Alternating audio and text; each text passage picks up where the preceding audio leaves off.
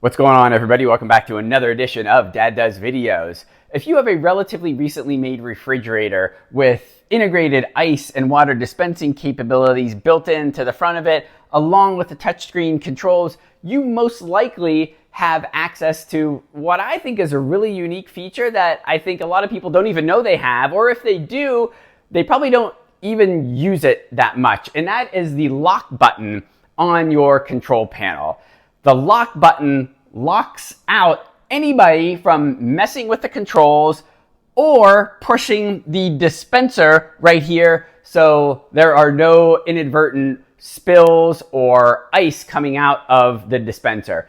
So why is this a great tool? Well, if you have dogs that can access this area, if you have toddlers that can access this area, by locking them out via the lock button, you won't have any inadvertent water coming out of your refrigerator or inadvertent ice, or you won't have anybody pressing the buttons up here to mess with the control panel.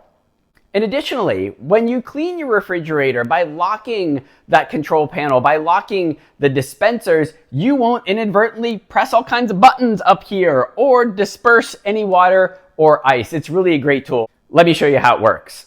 All right, so there is the lock button on my control panel. Now, I have a 2019 Frigidaire Gallery French door refrigerator, but all these recently made refrigerators all work the same way in terms of the lock button. You hold it down for between 3 and 5 seconds, and then everything locks up.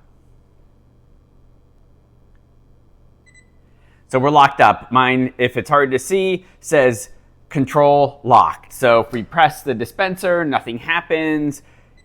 You can't do anything on the control panel, nothing works.